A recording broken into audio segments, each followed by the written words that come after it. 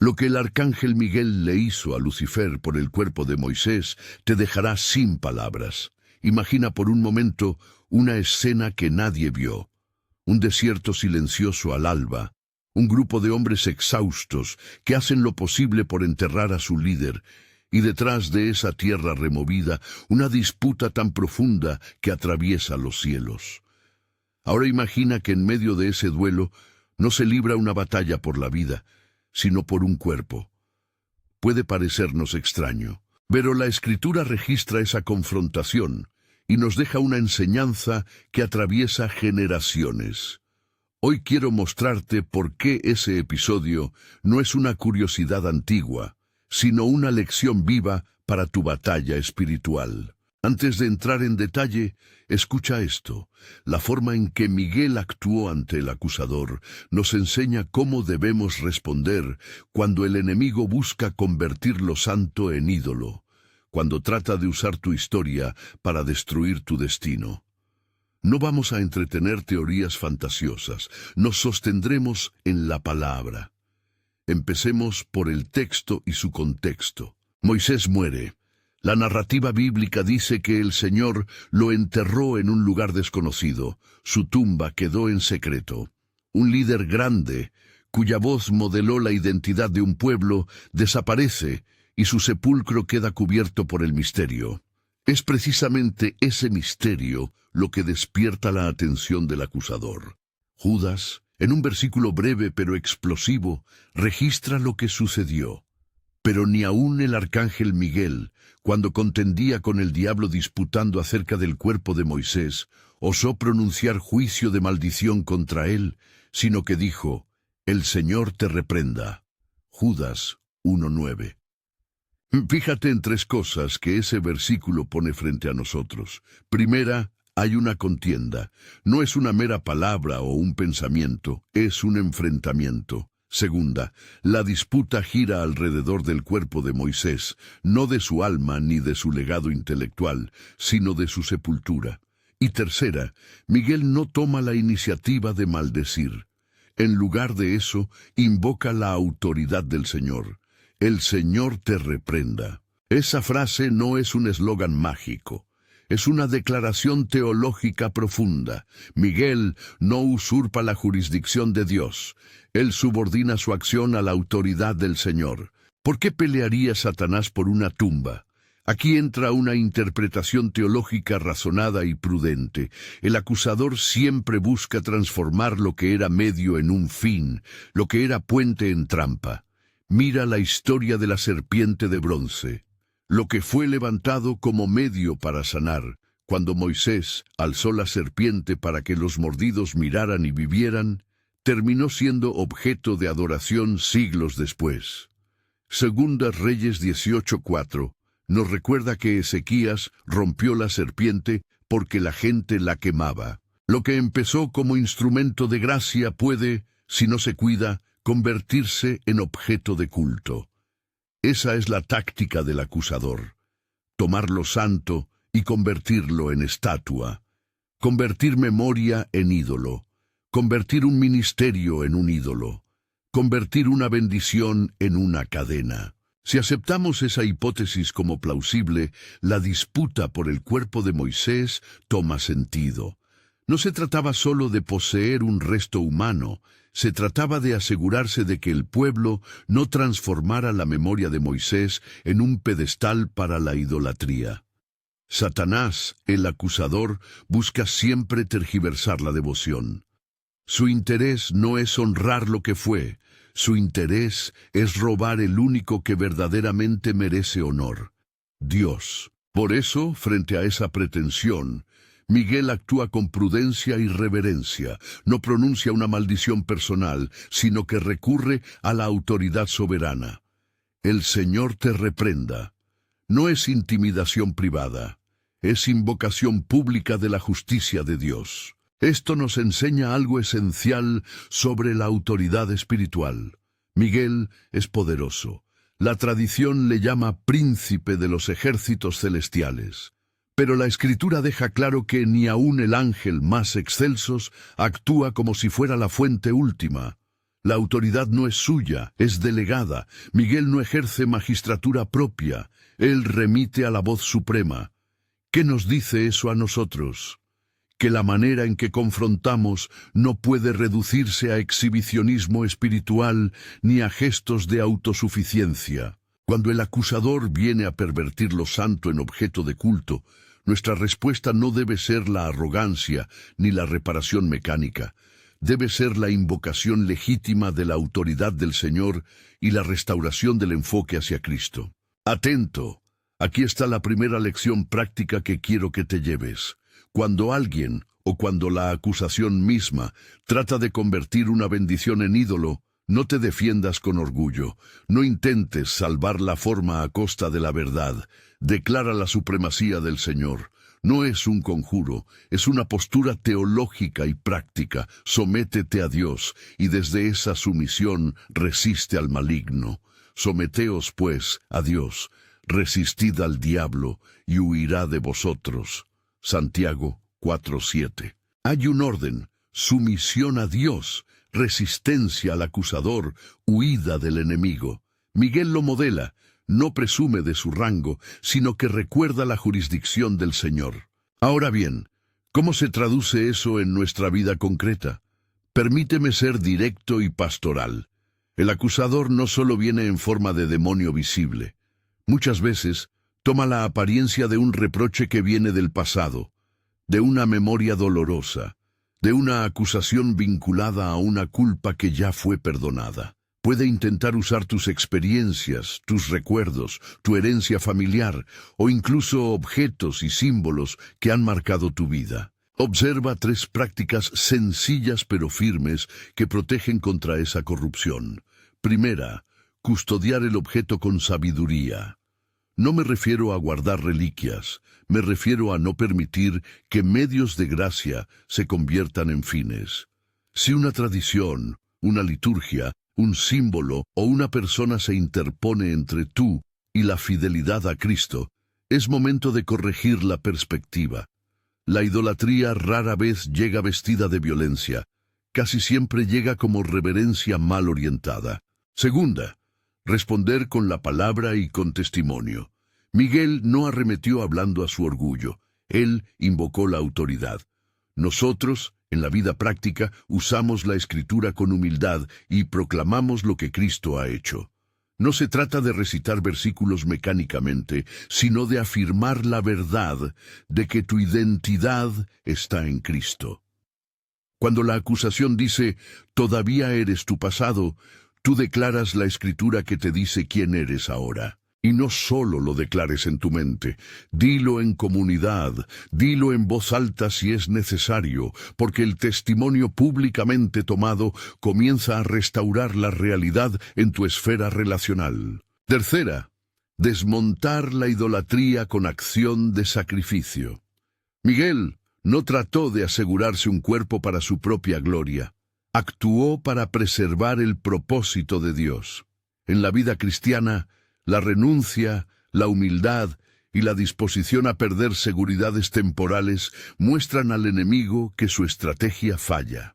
Muchas veces el diablo busca anclar su acusación en lo que valoramos más: nuestro prestigio, nuestra fama, nuestros recuerdos. La respuesta del creyente que confía no es aferrarse, sino entregar, sacrificarse por el reino, y con ello quitarle al adversario el combustible de su acusación. Tal vez te preguntes, ¿no suena esto a pasividad?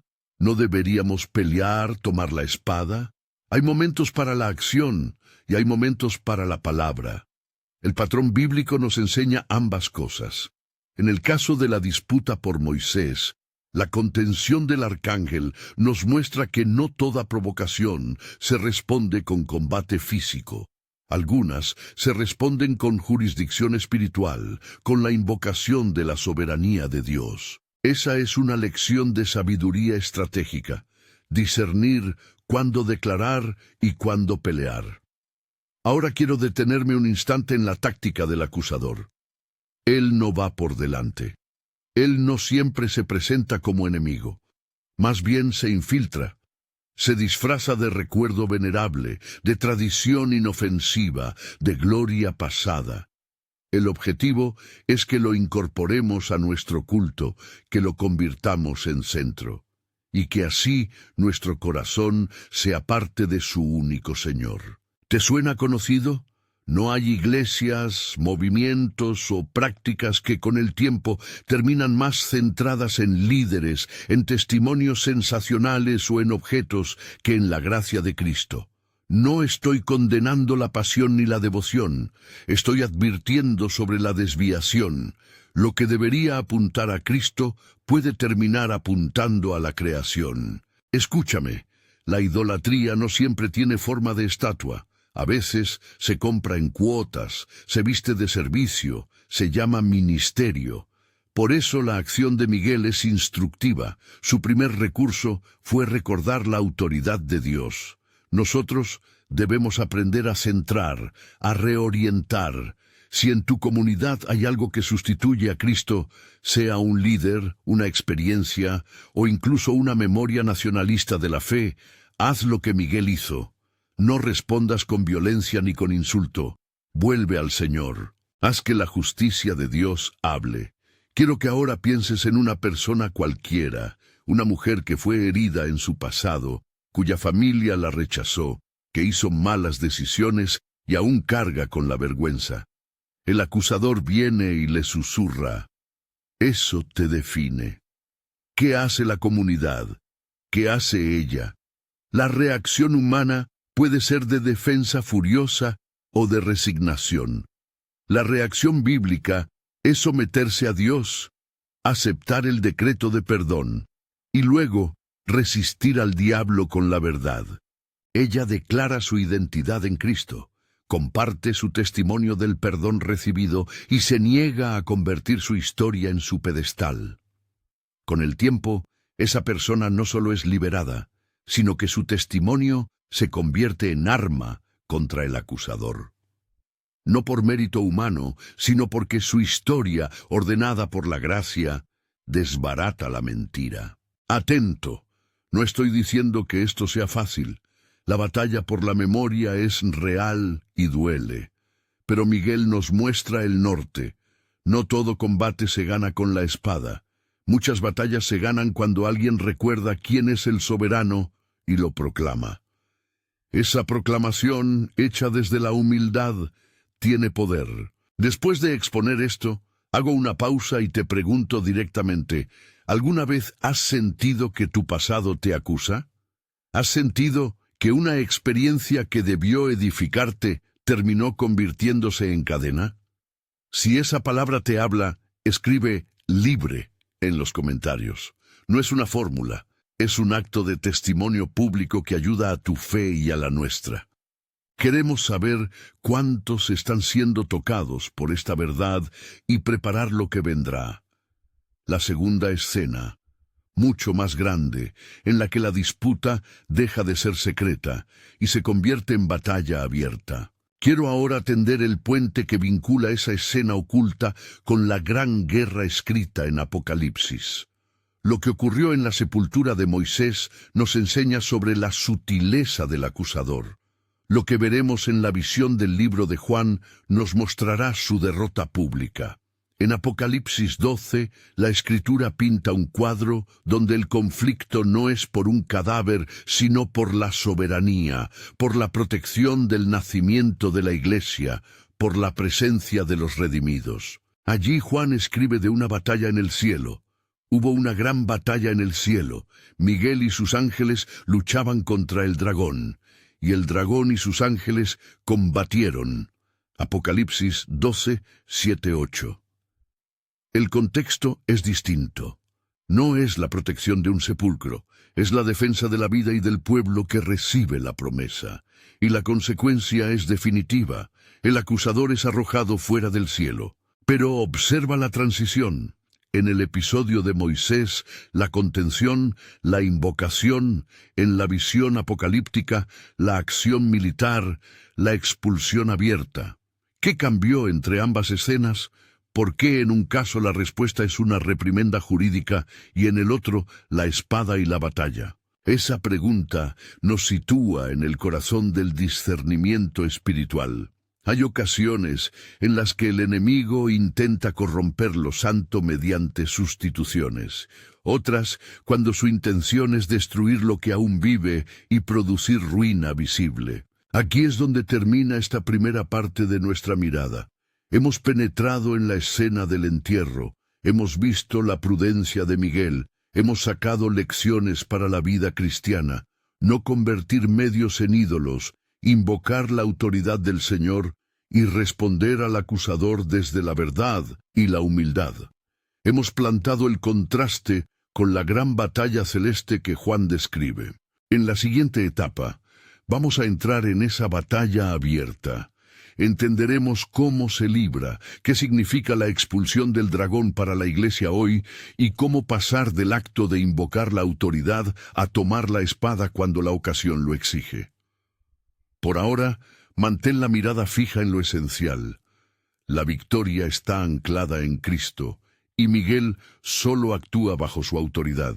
Pero la pregunta que debes llevar contigo hasta el próximo momento es esta: cuando la contienda sube de intensidad, ¿estás preparado para discernir si tu arma es la palabra o la espada? La respuesta determinará si te conviertes en víctima de las artimañas del acusador o en un pueblo que camina con autoridad. Sigamos la mirada hacia el cielo abierto que Juan vio. No es un relato ornamental, es una escena con consecuencias. En Apocalipsis 12, la lucha es pública, épica. Ya no hay sigilo ni argucia para convertir memoria en ídolo. Ahí la contienda es por la libertad de la generación naciente, por la protección del pueblo y por la soberanía misma del Señor. Juan escribe que hubo una gran batalla en el cielo. Miguel y sus ángeles luchaban contra el dragón. El dragón y sus ángeles combatieron, pero no prevalecieron, y ya no hubo lugar para ellos en el cielo. Apocalipsis 12, 7, 8. Imagina la escena: un firmamento que retumba, trompetas invisibles, el tronar de un juicio que deja clara la suerte del acusador. No es un combate simbólico sin efecto, es la expulsión del que acusa de día y de noche. Esa expulsión significa algo concreto para el pueblo de Dios. El acusador pierde el acceso a la presencia celestial donde solía presentar su caso. Ya no puede pararse con la misma impunidad ante el trono para señalar y mentir. El texto no solo describe una victoria, establece una nueva realidad judicial en la esfera celeste. Pero atención, la caída del dragón no anula su actividad en la tierra. Juan continúa diciendo que, arrojado fuera, el dragón se lanzó contra la mujer que había dado a luz al varón y abrió su boca para devorar a la criatura cuando naciera. El acusador cambia de escenario. Al perder la audiencia celestial, intensifica la persecución en el plano humano. Esa es la lógica de su derrota. Si no puede acusar en el cielo, procurará destruir lo que en la tierra refleja la verdad de Dios. Este movimiento explica por qué la Iglesia sufre ataques, calumnias y pruebas, aún después de la victoria descrita en el cielo. ¿Qué nos enseña teológicamente esta doble escena? La reprimenda en el caso de Moisés y la expulsión en Apocalipsis, sobre la dinámica del conflicto espiritual. Primero, que la guerra tiene dimensiones judiciales y militares. Hay ocasiones en que la autoridad de Dios opera para desautorizar al acusador, y otras donde la confrontación es directa y pública. Segundo, que la victoria es real y efectiva. No se trata de un consuelo abstracto, sino de una modificación del dominio donde el acusador cambia sus tácticas. Tercero, que el drama celestial tiene repercusiones prácticas. La expulsión del dragón no nos exime del combate. Por el contrario, nos exige desplegar las armas que Dios pone a nuestra disposición. Ahora llegamos al corazón de la aplicación práctica. ¿Cómo actúa hoy la expulsión del dragón en nuestra vida? ¿Qué significa para ti, para tu familia, para tu comunidad? Permíteme ponerlo en términos concretos. La expulsión nos garantiza que la acusación no tiene la última palabra. El primer tribunal ha fallado contra el mentiroso. Pero eso no significa que las acusaciones no vuelvan a sonar. Significa que desde la cruz y la victoria de Cristo, tenemos derecho y autoridad para resistir, para desautorizar al acusador y para defender la verdad de nuestras vidas ante las circunstancias. La Escritura, en un pasaje que enlaza hermosamente con lo que acabamos de ver, nos da las armas precisas. Y ellos le vencieron por medio de la sangre del Cordero y por la palabra del testimonio de ellos, y menospreciaron sus vidas hasta la muerte. Apocalipsis 12:11. Observa tres cosas en esta fórmula. Primera, la sangre del Cordero. Nada de lo que tenemos como recursos humanos sustituye la obra de Cristo. Él es la raíz, la causa eficiente de la victoria. Segunda, la palabra del testimonio. No es un acto privado. El testimonio declarado convierte en realidad lo que la sangre ya consiguió. Tercera, la disposición a perder la vida. Hay un componente de renuncia, de coraje cristiano, que muestra que nuestra lealtad no está atada a seguridades efímeras. Cuando decimos la sangre del Cordero, no estamos pronunciando una fórmula mágica. Estamos afirmando la realidad histórica y poderosa de la obra redentora de Cristo. Su sangre purifica la conciencia, quita nuestra culpa y nos incorpora al triunfo. Esa es la base incontestable. Todo lo demás no es más que consecuencia. Si la sangre ha obrado, entonces el testimonio que damos es la proclamación coherente de esa victoria. Por eso el apóstol coloca ambos términos juntos, la causa, la sangre, y la evidencia activa, el testimonio. ¿Qué implica esto para la vida práctica? Primero, que no podemos apelar a gestos espirituales para suplir la obra de Cristo.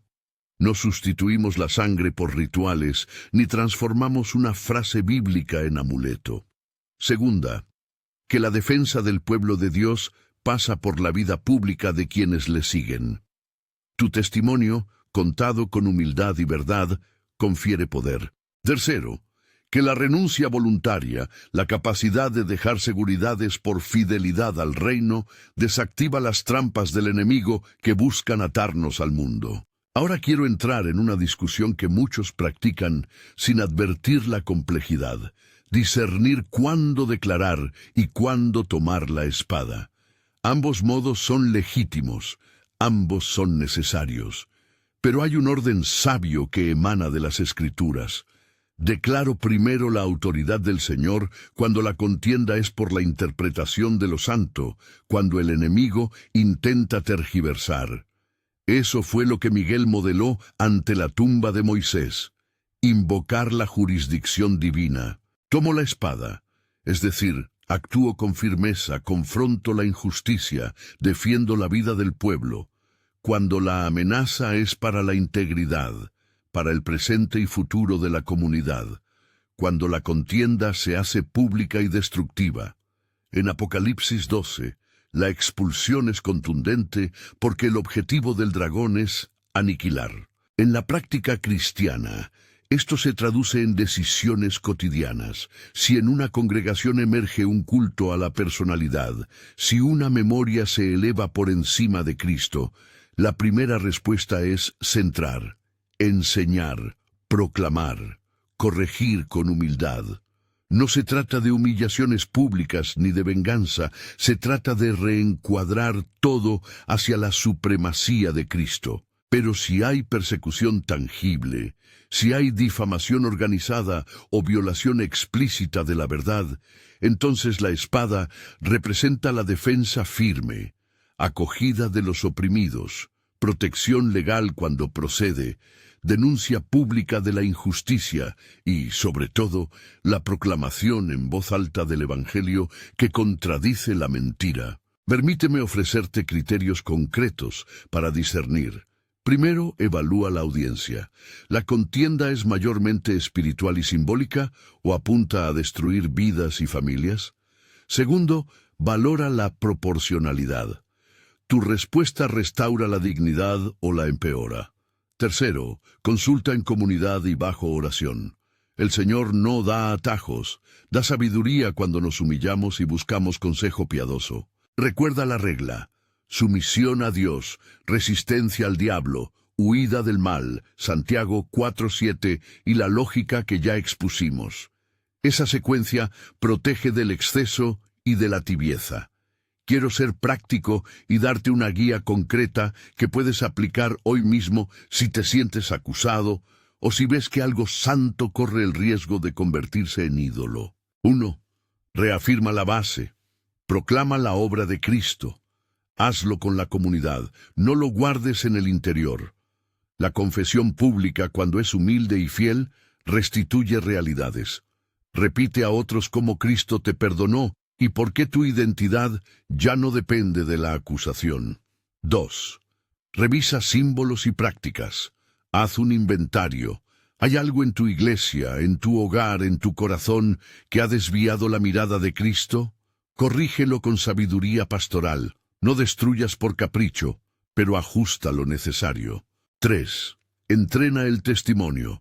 Enseña a tu familia, a los jóvenes, a los líderes a hablar con sencillez y verdad. Un pueblo que puede contar su redención es un pueblo que desarma la calumnia. 4. Practica la renuncia. Esto puede significar renunciar a un puesto, a un reconocimiento, a una comodidad que corrompe tu lealtad.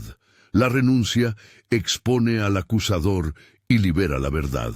5. Busca la justicia cuando corresponda. Defender a los vulnerables no es venganza, es cumplimiento del mandato profético.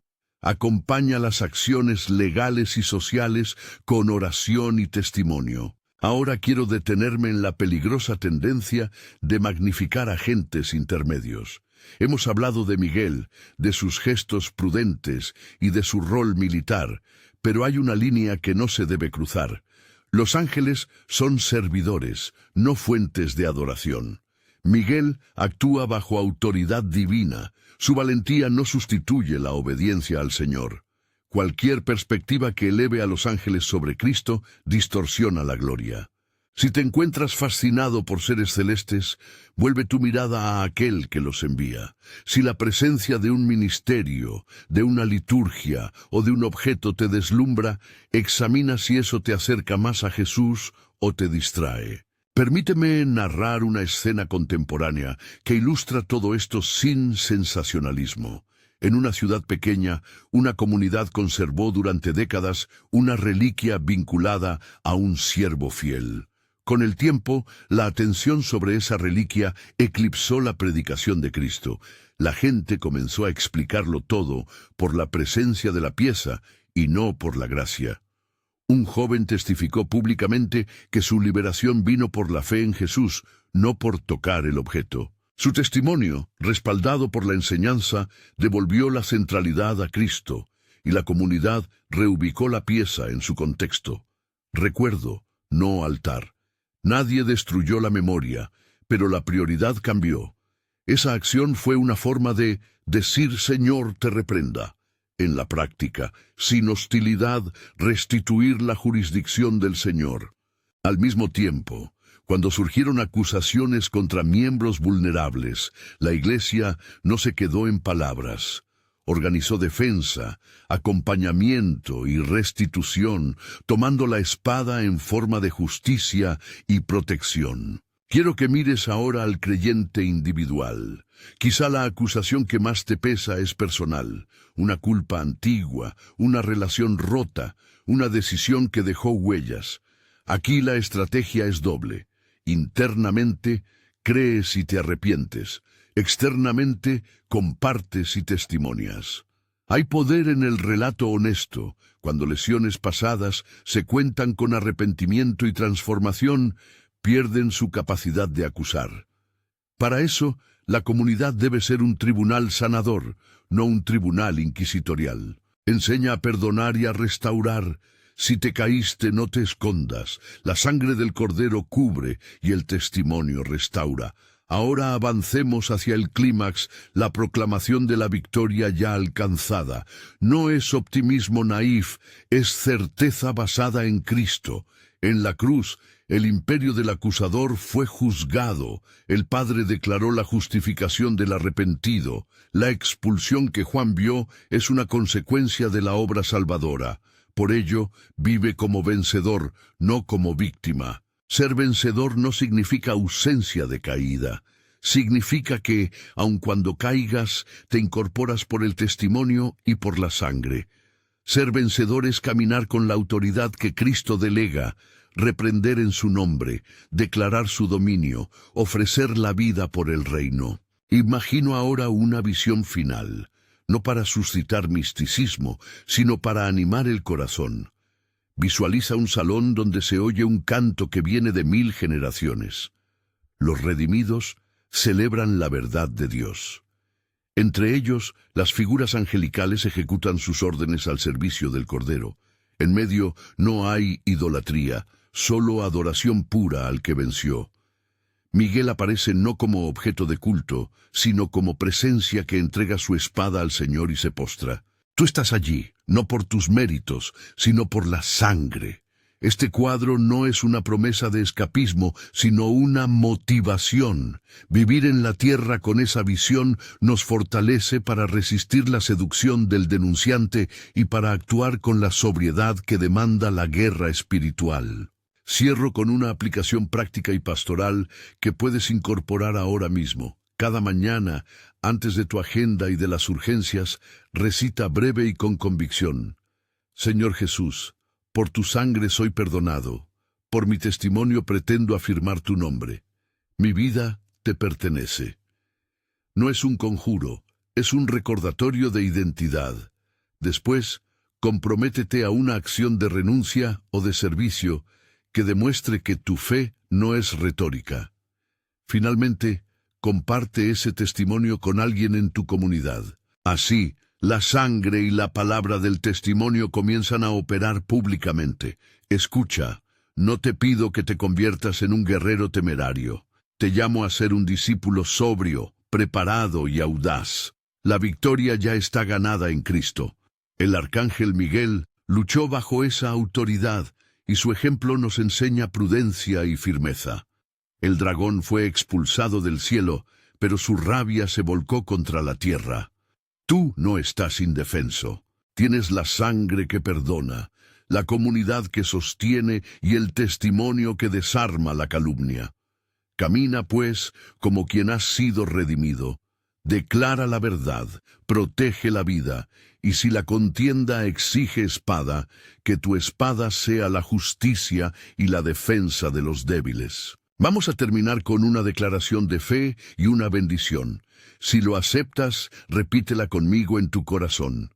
Jesús, tú eres mi juicio y mi jubileo. Por tu sangre estoy limpio. Por tu nombre reprendo toda acusación. Me pongo bajo tu autoridad y proclamo mi libertad. Esa afirmación no es mágica, es la confesión de quien reconoce la obra definitiva del Salvador y se coloca bajo su jurisdicción. Que el Señor te enseñe a discernir, que te guarde de convertir medios en ídolos, y que te dé valor para declarar la verdad cuando haga falta y para tomar la espada de la justicia cuando la vida del pueblo lo requiera. Que la sangre del Cordero te cubra, que tu testimonio suene fuerte y humilde, y que en la hora de la prueba puedas decir con la Iglesia: nosotros hemos vencido por la sangre del Cordero y por el testimonio de nuestra palabra. Si esta palabra te ha fortalecido, suscríbete para recibir más enseñanzas que te ayuden a vivir con autoridad y a caminar como vencedor. Comparte este mensaje con alguien que necesite recordar que la acusación ya fue juzgada. Si quieres un recurso práctico, hay una guía devocional en la descripción que te ayudará a declarar la verdad cada día y a entrenar tu testimonio. Oramos. Señor, fortalece a tus hijos, que la sabiduría de Miguel se refleje en nuestra prudencia y que tu sangre nos haga invencibles en la verdad. Amén.